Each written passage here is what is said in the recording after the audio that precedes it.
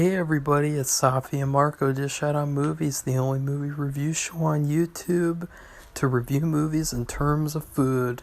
It's just Marco here once again, and I am going to challenge myself to film the shortest review maybe ever? I'm not really sure. I'd have to look back. There's over 1,000 videos that we've made, which, that just comes with making daily videos, so I am here to review a Meg Ryan and David Duchovny rom-com movie called What Happens Later.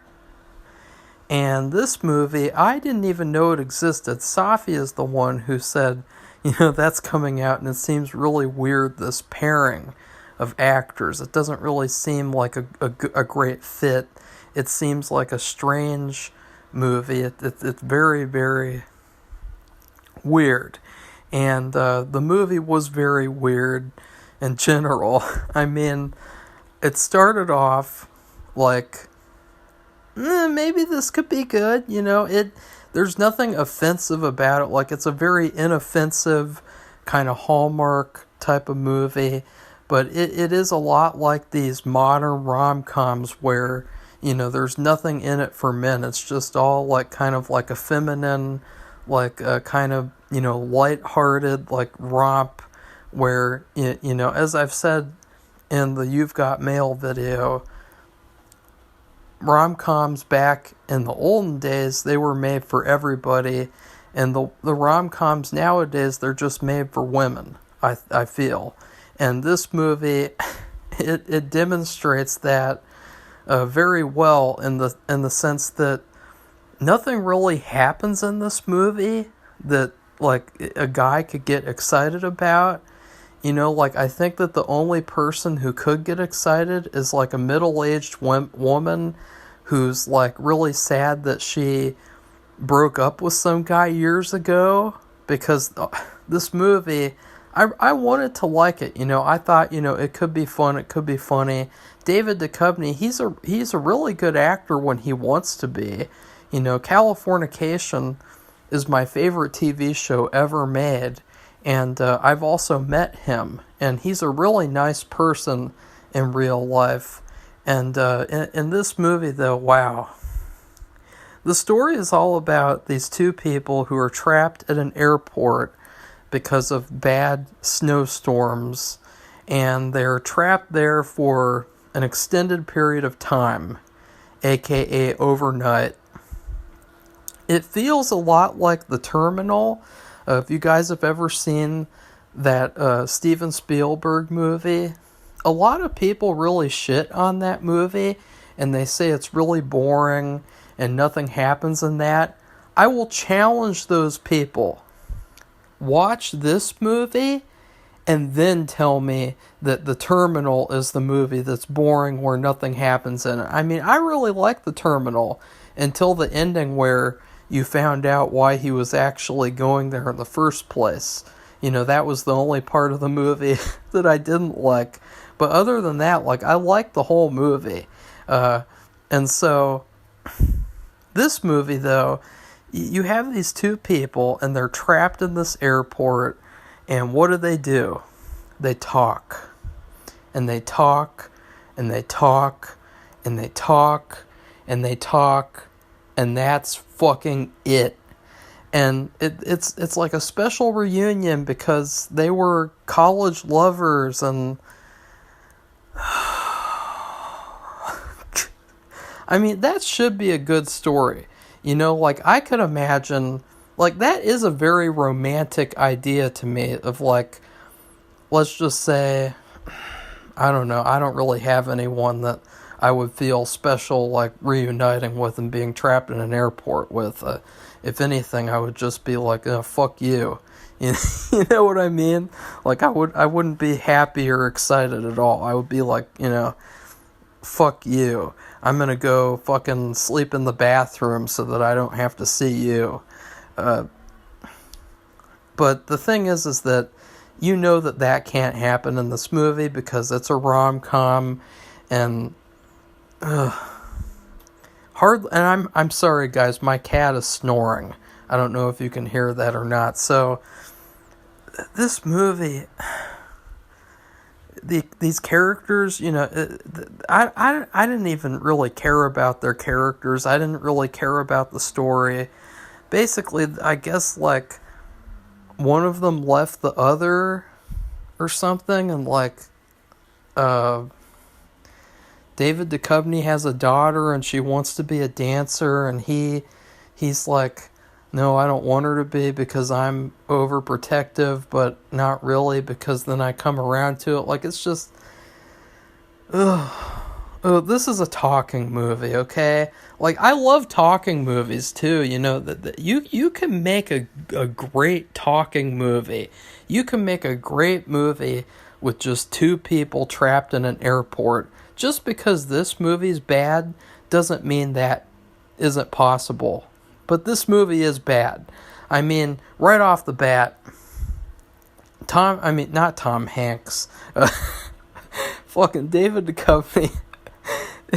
He's looking at this TV screen that's been turned off, and he sees the reflection of Meg Ryan in the mirror, and somehow he is able to recognize that it is in fact his college lover from the blurry television reflection image. And I'm sorry, but, like, Meg Ryan looks nothing like she used to. She doesn't look terrible compared to a lot of other actresses who, ruin their faces with plastic surgery, but she doesn't look at all like she used to. So, yeah, right off the bat, he is able to determine who she is by seeing her face in the reflection of the television. And so throughout the movie, they talk, and, they kind of just keep on talking about the same things over and over, just in different ways. Like they do things like, let's see, they talk and then, like, the airport voice kind of responds to them. That's another weird thing, is there's a lot of, like, random supernatural elements in this movie where, like, the airport voice just starts talking to them, and it's like, what the fuck is this? Like, they could have done so much more with that type of thing, and, like, being creative and trying to tell, like, some kind of, like, Christmas Carol type of story with romance, but instead of that, it was just like the movie was so boring and bland that they used these supernatural things to happen as kind of like a gimmick and kind of like a way to keep things interesting. Sort of like, but the thing is like, if they committed to that more, it would have been a lot better. Like, the movie Alice, which I reviewed earlier in the year, made by Woody Allen. Woody Allen. That movie fully committed to supernatural shit. The whole movie had supernatural stuff going on from beginning to end. It was all about herbs that made you have superpowers and things. It was crazy. This movie can't really commit to any of those ideas because it's too busy being the grown-up realist, rom-com with, it's very dry. It's very dry indeed, which I never imagined saying. I mean, I bet Meg Ryan is very dry indeed as well, but I could be wrong. You never know. There's lots of surprises in Hollywood. And then later on in the movie, too, they have, like, this long dance sequence, and that was cringeworthy. And then they had this really weird scene where both of them saw, like, a fantasy image on the TV screen of them kissing each other, and it was just very out of nowhere and weird. And then they meet back up, and they get excited because they saw this television picture of that happening, and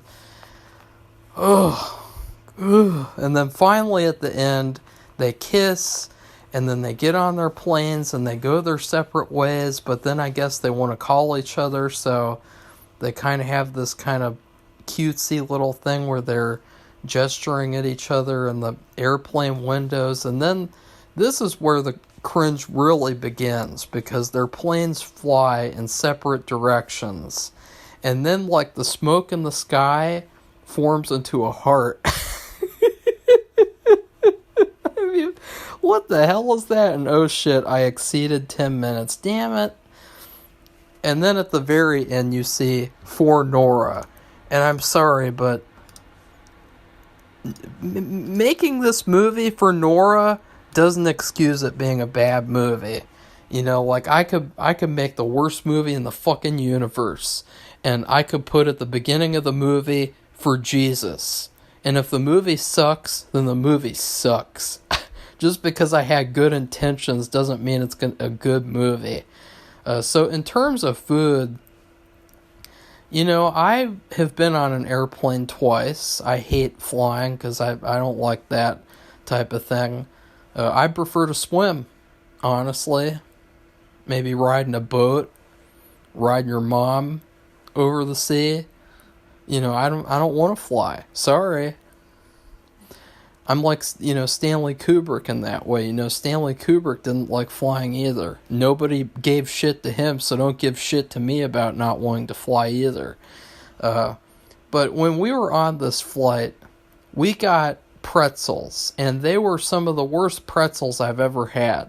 They were really gross, really bland, and really just flavorless. And that's exactly what I would give this movie. You know, at the core of it, the biggest problem is the pairing, because these people do not go together at all. David Duchovny and Meg Ryan, they do not go together at all. And also, neither of them are likable. And as I've said time and time and again, if you make a rom-com, the love interest has to be somebody that you fall in love with in the movie. That's the whole magic of the rom-com, is that you're hoping that the main character will get with the love interest because you love her so much yourself, and you're kind of like putting yourself in the main character's position and being like, I want to get with her, you know, like, that's what it is. And, you know, it's just unfortunate because it's another movie nowadays where I feel like movies nowadays, more than anything, they really struggle with pairing together people, because we've lost so much of the traditional moral values when it comes to love and romance, and, you know, just the dating world is completely screwed up. And so we've lost the ability to pair human beings together in movies. They used to be really good at doing that, to the point of where you'd see the same couple over and over and over again in movies. But you'll never see David Duchovny and Meg Ryan together again. I guarantee it. I bet $1 million on it. So anyways, please like this video and comment and tell me what you thought of the movie. I don't even have anything else to say. It's not even worth it. And then please subscribe to our channel if you'd like to see more honest movie reviews. Goodbye, everybody. See you soon.